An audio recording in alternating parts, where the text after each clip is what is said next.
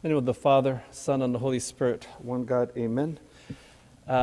Wishing you all a blessed and a fruitful Lent, and just wanted to start by letting you know that I miss you all very much, and we look forward for us to assemble again in the church.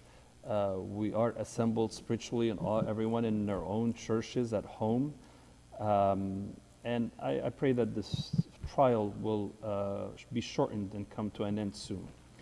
Last Saturday, we were studying Acts 26. Today, we'll study Act 27. So far, we're following St. Paul on his journey through one trial to another, and ultimately to go to Rome because he appealed to Caesar when he was in front of many of the several trials that he's gone, whether it's Festus or Felix or King Agrippa. So now he appealed to Caesar, and he's on the road to Rome to be tried by Caesar. In this chapter, basically what we're going to be reading is we're going to be reading a lot of the details of the journey of St. Paul on his way to Rome. And there you'll find that there's a lot of details on which island and what happens to the ship and so on. So it's going to be a lot of details with that respect. But there's also lots of lessons that we can also learn from all these details. So we'll go through the chapter really fast. Starts out by saying, "And when it was decided that we should sail to Italy, they delivered Paul and some other prisoners to one named Julius, a centurion of the Augustan regiment. So entering a ship of Adramyttium, we put to sea, meaning to sail along the coast of Asia." So one of the things that you'll find here is that St. Paul was entrusted to a centurion. A centurion is basically someone that is in charge of 100 soldiers. His name is Julius. And he's from the Augustan regiment. Augustan regiment, at that time, there were 5 regiments, and one of them happens to be the Augustan regiment. So he was entrusted with that centurion, and that centurion is responsible to take Paul and the prisoners and deliver them to Rome. And if he loses any of these prisoners, that centurion's life is at stake. That centurion's life is at stake. So it's a very critical matter in the sense that whoever he took, he's going to have to deliver them to Rome and fulfill his mission. So he has 100 soldiers with him to do that. And we find in verse 2, it says, "So entering a ship to get to Rome," so they went to a ship. The ship is it's ship of Adramyttium, and they put to sea. And they were hoping, to go along the coast of Asia. And then it mentions here Aristarchus. Aristarchus, a Macedonian of Thessalonica, was with us. We read about Aristarchus in Acts 19:29. He was a companion of St. Paul, and he was with him on the mission. And here he's also following him to Rome, accompanying him in that mission as well. And you hear about him in Acts 19. And then in verse 3 goes on and it says, "And the next day we landed at Sidon, and Julius treated Paul kindly and gave him liberty to his friends and received care." So now that this is going to be the first stop, there's going to be a lot of stops, and there's going to be at least, he's going to be taking 3 ships to get to Rome, on that mission to Rome. And we'll find more about the details. But here, you found that they got to their first stop, which is somewhere. Sidon is basically north of Lebanon today, somewhere in that area, in that region. So the next day, they landed to Sidon. That's their first stop. And Julius is the centurion, treated Paul kindly. And it's nice that you see, how God gives favor to his children in the eyes of those who are leading them or even this centurion, God gave favor in his eyes to St. Paul. And you read that, by the way, even in Acts 13, in front of Sergius, St. Paul was given favor. In front of Gallio in Acts 18, in front of Felix in Acts 24, even in Acts 25, in front of Festus, there was favor in the eyes of Festus towards St. Paul, and that's God-given. And here the same thing with Julius. God gave that favor where Julius saw St. Paul in a way that he allowed him to do things that he might have not been allowing other prisoners to do. So here he treated Paul kindly, and that's the grace of God, and it's good to always remember that. Not only that, but it says that he gave him liberty to go to his friends. His friends, most likely, these were Christians, probably in Sidon. And he went and he received care with these friends in that island of Sidon. And then in verse 4, when we had put to sea from there, we sailed under the shelter of Cyprus because the winds were contrary. So it's now we're going to start the storm, the troubles and the trials. It's very hard to travel in the midst of the seas because of storms and wind and things of that nature. So now we're going to see a glimpse of what a lot of the people had to witness or had to go through in the old days when they're traveling. So they're sailing under the shelter, meaning near the shore of Cyprus. So they're going near the shore of Cyprus because it was very windy and it was contrary to them.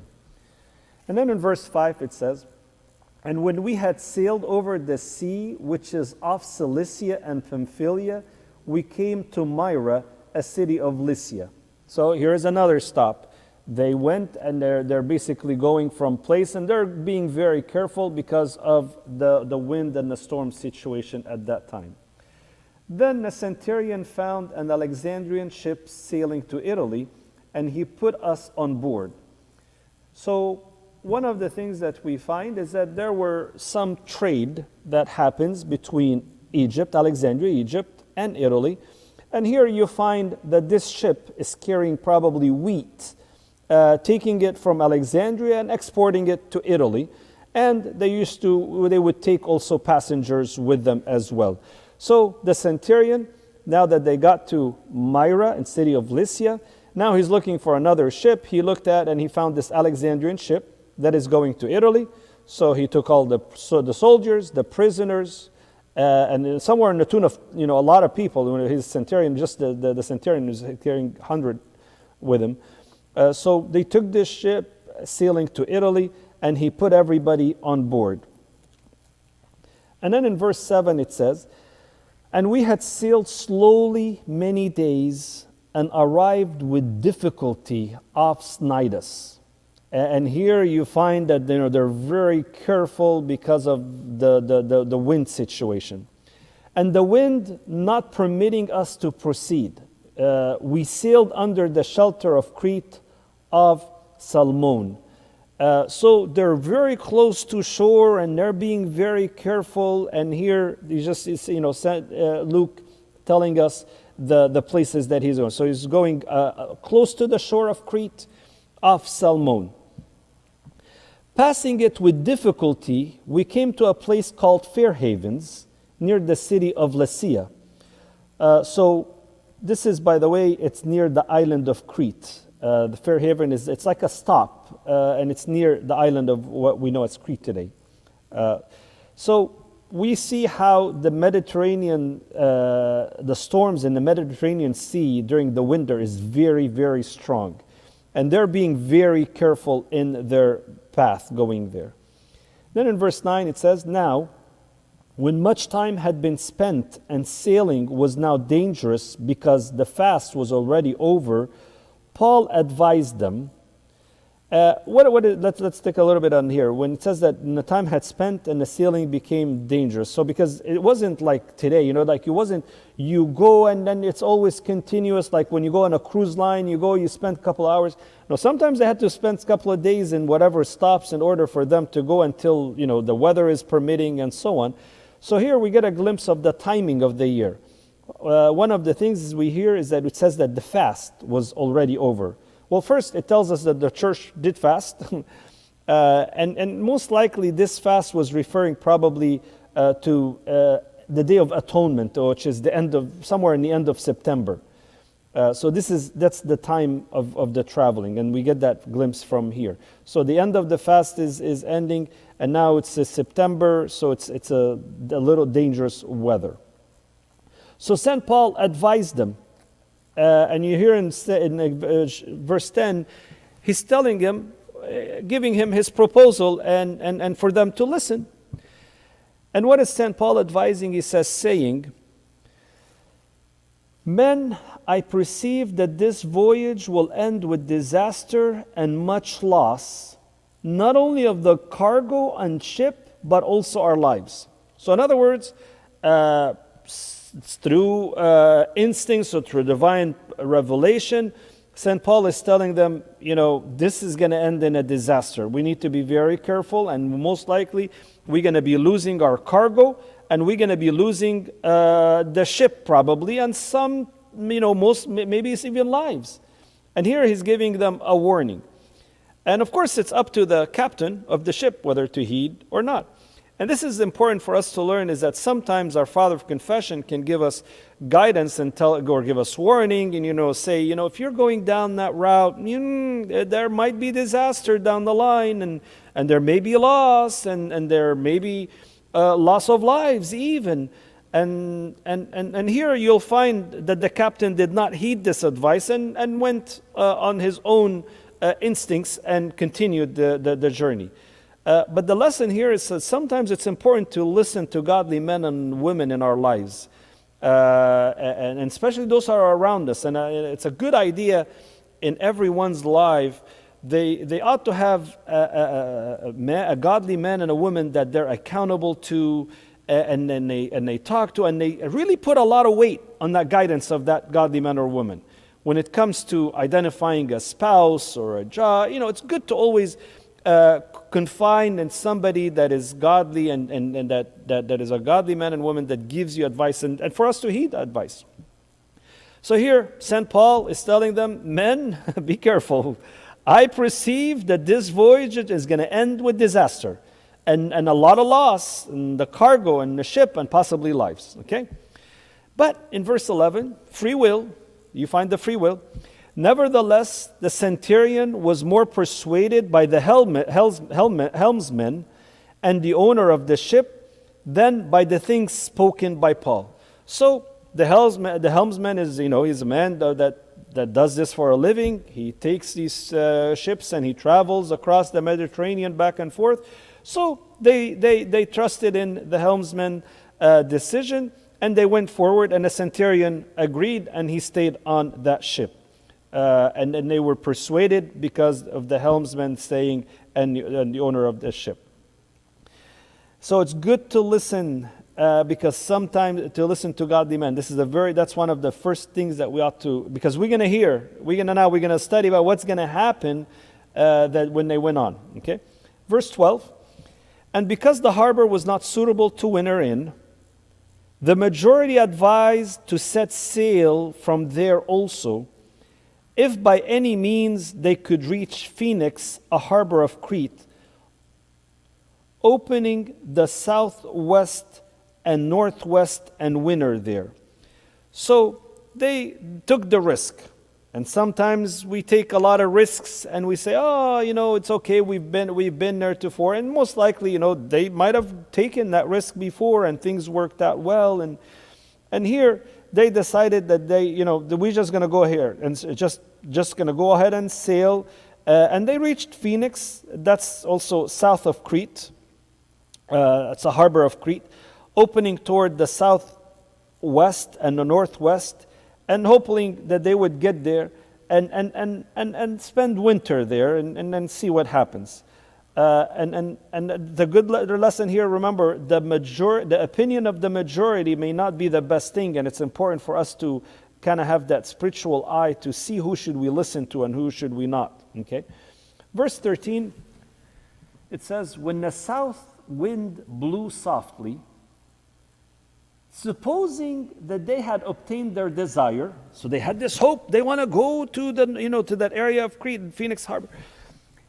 And it says, when the south wind blew softly, supposing that they had obtained their desire, putting out to sea, so they sailed.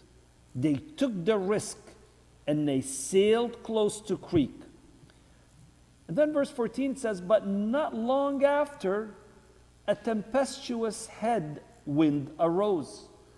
So they took the risk, and as soon as they're going, all of a sudden, a huge tempestuous headwind arose. In other words, it's just headwind. And it was called Euroclydon. And here, this is the name of the storm. You know how, like, for instance, we call storms like Katrina or a lot of, we give a lot of names to storms. And that's what they were doing at that time as well. And this tempestuous wind arose. It's called Euroclydon. Then verse 15.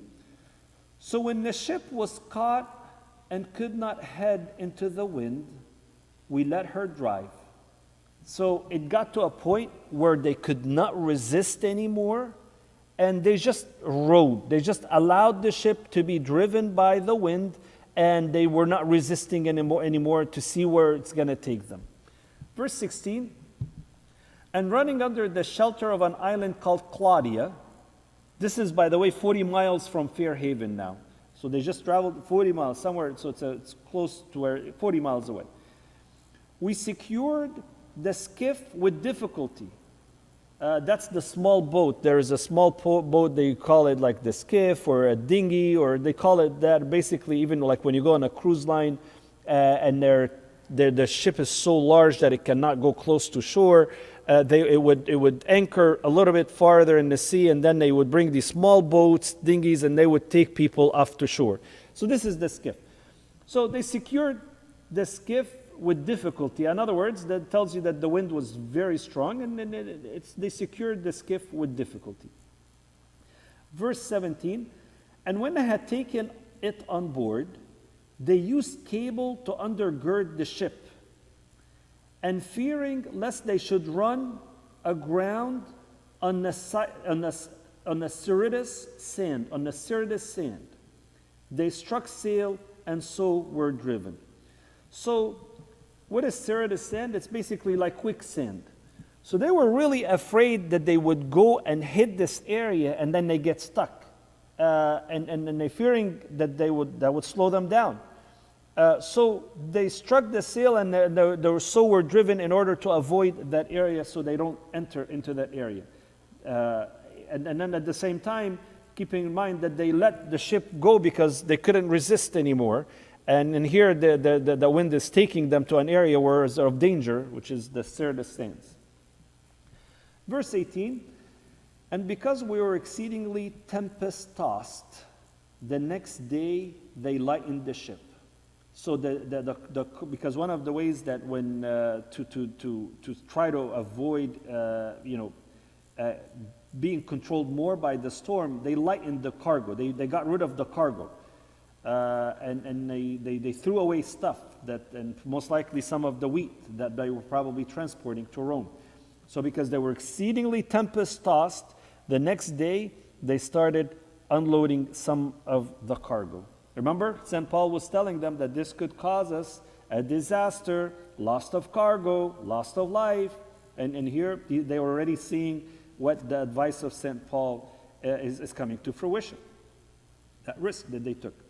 And then in verse 19, on the third day, we threw the ship's tackle overboard with our own hand. So they threw the tackle, the anchor. Now when neither sun nor stars appeared for many days, and no small tempest beats on us, all hope we would be saved was finally given up. In other words, they were they were in the midst of the storm. There is no sun, there is no stars, not for one day, but for many days. And the tempest was very strong, and it keeps beating on them. It stripped them of all hope. And it got to a point where they were all finally given up. and in the sense that it was so bad that, it's hard actually when you really think about it, the things that we take for granted, the fact that we are able to see with our own eyes, and then there's light to enable us to see things. And even when the light goes out these days, we have, our phones where we can turn light on and so on. In cases like these, there was complete, utter darkness, and there was no methods like what we have today, and it becomes really frightening. And here, this is what you find, that they were on that boat, no sun, no stars that gives them any light, complete, utter darkness for many days. And it got them to a point where they were giving up. Verse 21, but after long abstinence from food, then Paul stood in the midst of them and said, so here when it says abstinence from food is by choice. When someone is really, really anxious, by choice, they don't eat. They abstain. I don't feel like eating anymore. It's because of that anxiousness is gripping them so hard. So here, St. Paul is going to give them another advice now, and hoping, and when he's going to talk to them again, by the way, he's not going to tell them, guys, I told you so. No, we're very good at that sometimes. But he's going to tell them, remember, I told you this. I need you to really listen now. Okay, so there's gotta have to be more weight on what I'm gonna tell you. And this is an important lesson also. When a parent or a godly man and a woman tells me and warns me, and then I choose to go my way and take that risk and pay for that risk heavily, when that godly man and godly woman or my spiritual father, my confession father gives me advice again, I ought to be a better listener and careful of that. So here, this is what we're going to hear. We're going to see St. Paul is going to start talking to them again. And let's see what he says. Men, you should have listened to me and not have sailed from Crete and incurred this disaster and loss. He didn't say it the way that we say it. It's like, I told you so. No. He's telling them, guys, I told you that, so please listen. Put more weight on what I'm going to tell you from here on, okay? So this is the goal. Verse 22, it says, and now I urge you to take heart. Get strengthen up. Come on, get on your feet, because they're losing hope. They stopped eating, and they said, "That's it. It's the end." St. Paul is encouraging them. He goes, "No. It's not the end. Get on your feet. Take heart, for there will be no loss of life among you, but only of the ship."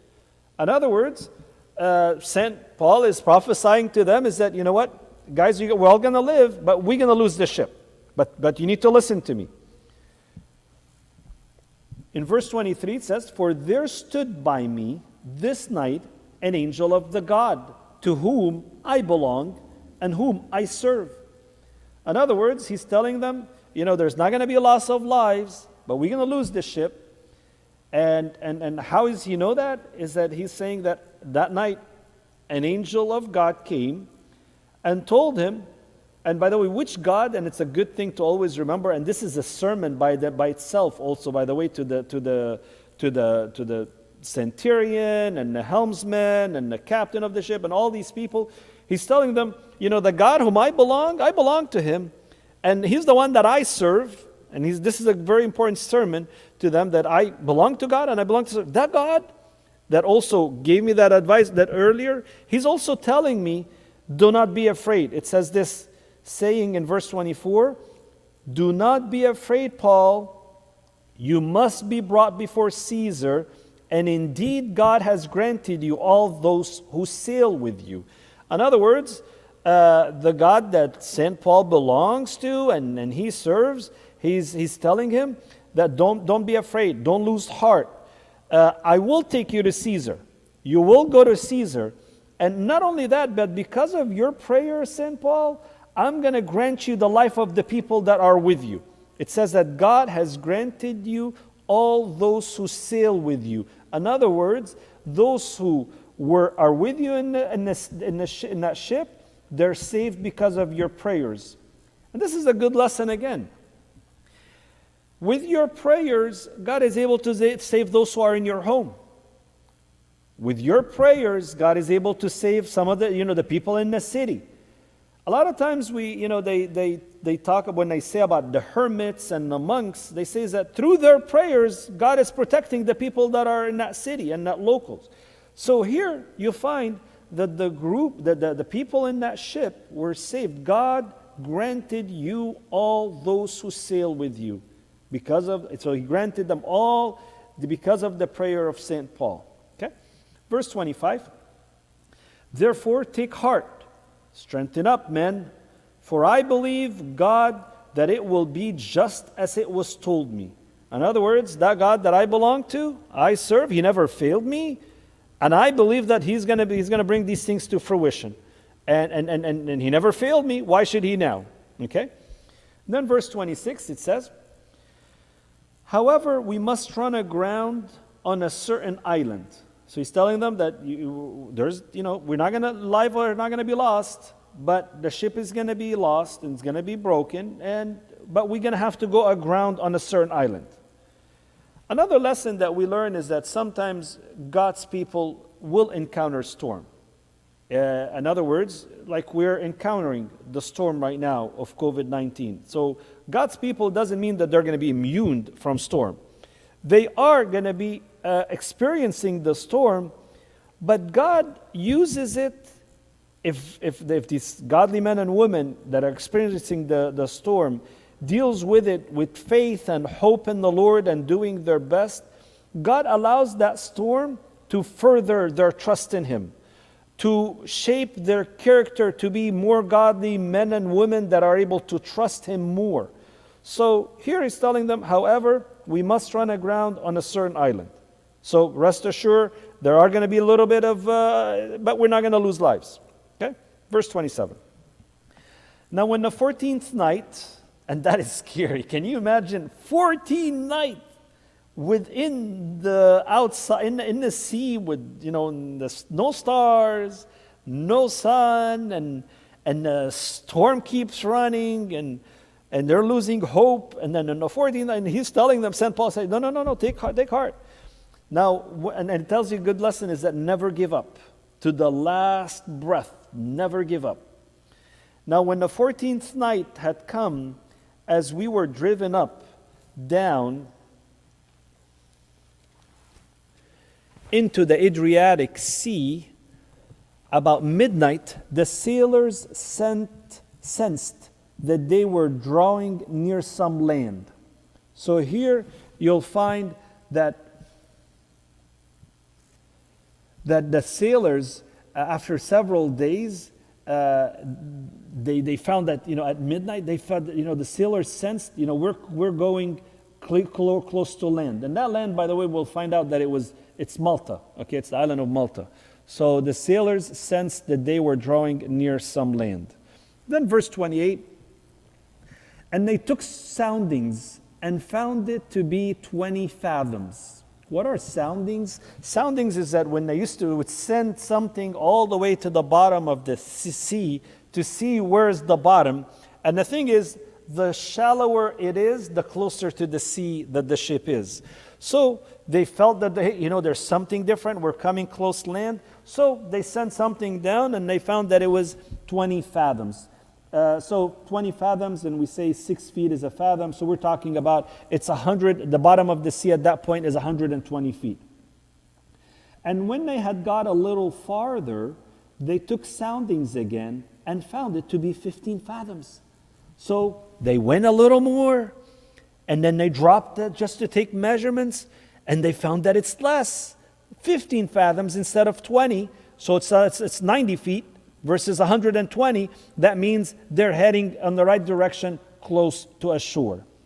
And then verse 29, then fearing lest we should run aground on the rocks, they dropped 4 anchors from the stern and prayed for day to come. So this is midnight now, and all of a sudden there's like a glimmer of hope. We're going close to land. And here you find something very interesting. It says that they prayed. Here you have these people that might have never prayed.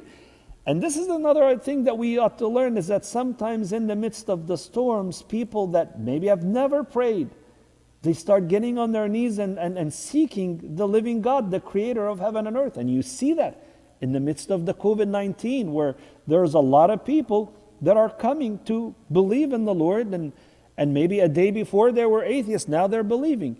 And here, this is what we're seeing. So these helmsmen and the people that are handling the ship, they prayed for a day to come.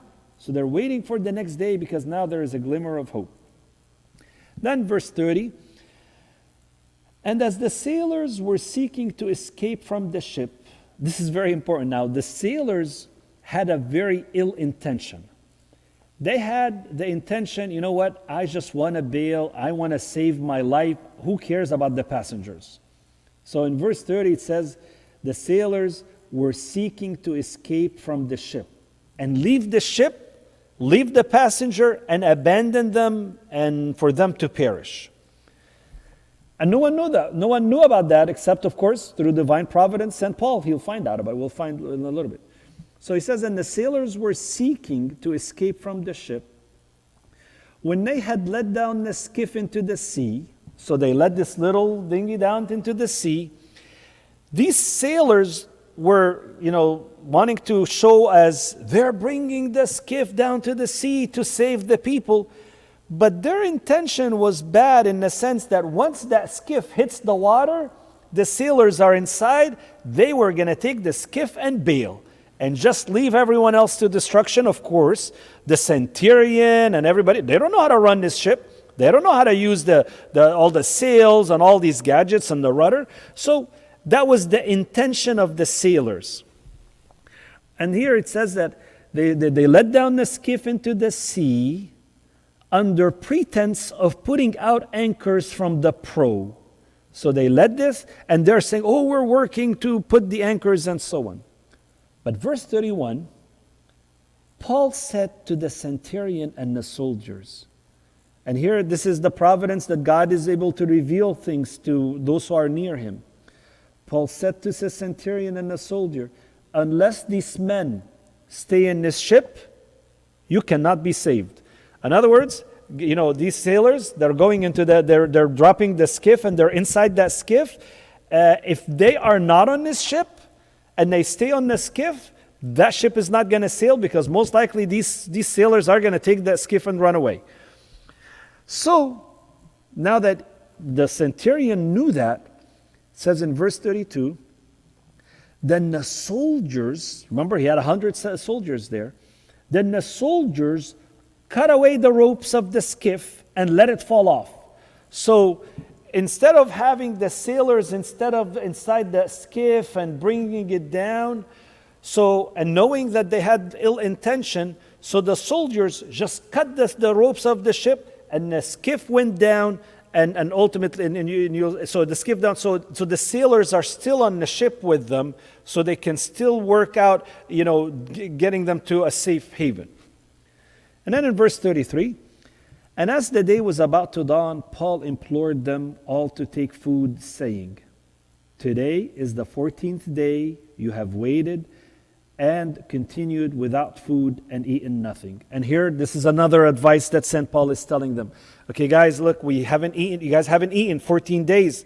And here, there's the providence of God is too, is because St. Paul know that these men, they need energy, because very shortly, they're going to have to swim to shore. None of them probably knew that yet. But St. Paul is telling them, and they probably would have not made sense. And they said, why is this man telling me to eat? Why is this? And this is a good thing in the sense that we need to listen to our parents, godly men and women in our life. And he's telling them, dawn is coming.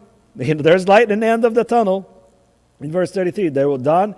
And as the day was about to dawn, Paul implored them, guys, come on, let's eat, get strength. Today's the 14th days, you have waited, continued without food and eaten nothing. And then in verse 34, therefore I urge you to take nourishment, for this is for your survival.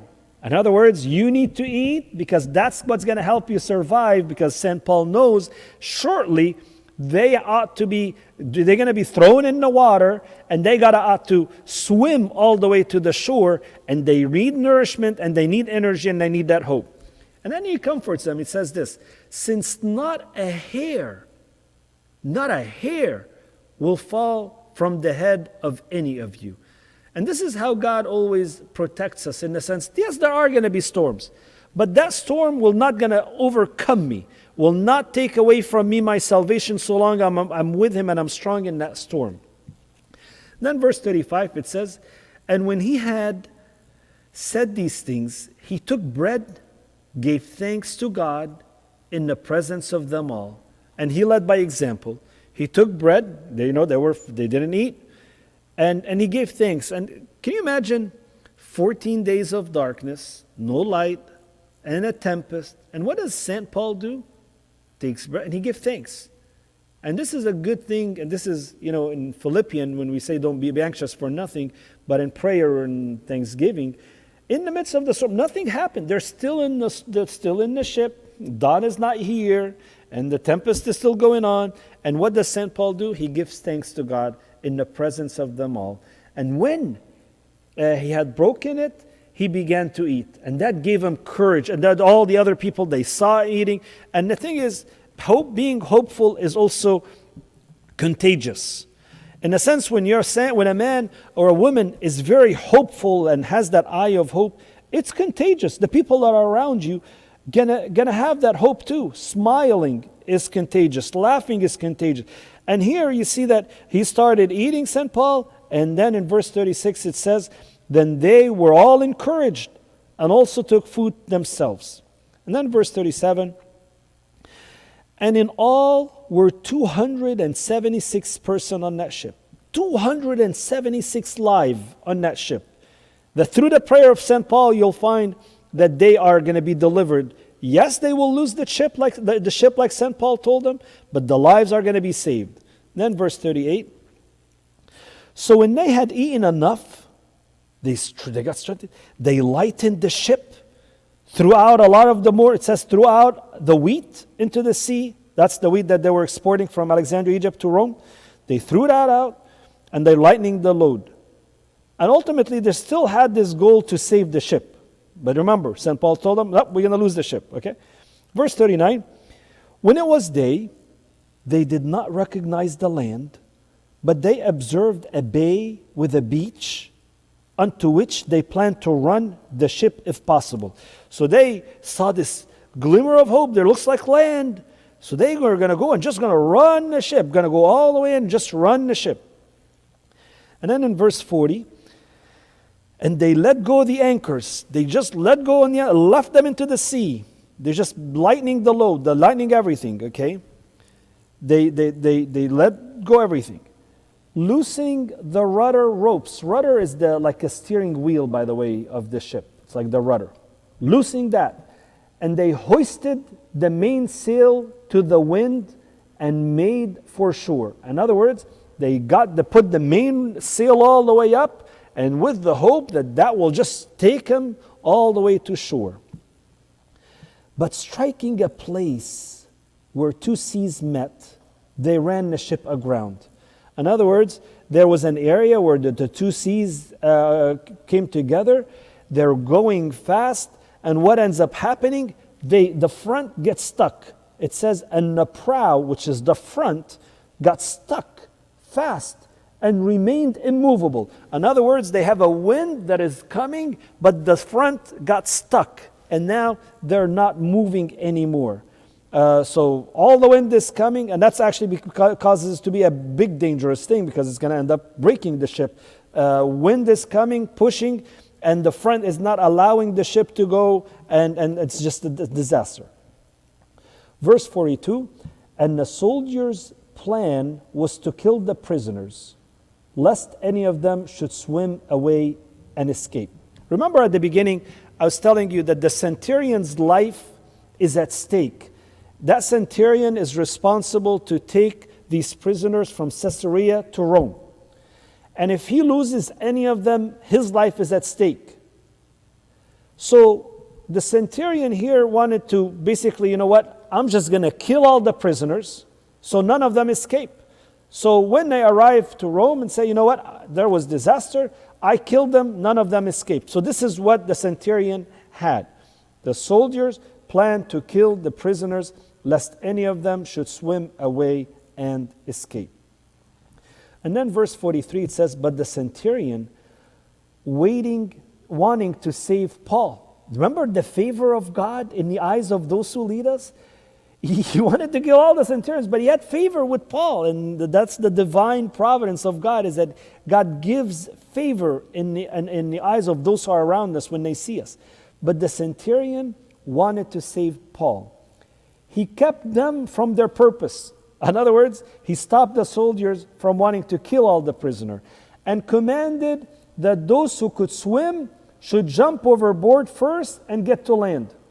And here, said that the centurion is telling them, okay, we're not going to kill you, but now that you've eaten, remember, because they listened to St. Paul, they listened to the guidance of that godly man in their life, and he told him, okay, now, jump and swim to shore, okay?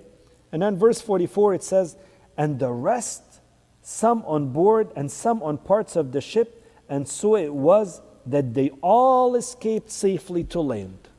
They all escaped safely. 276 individual life was saved, and they were all saved, escaped to land.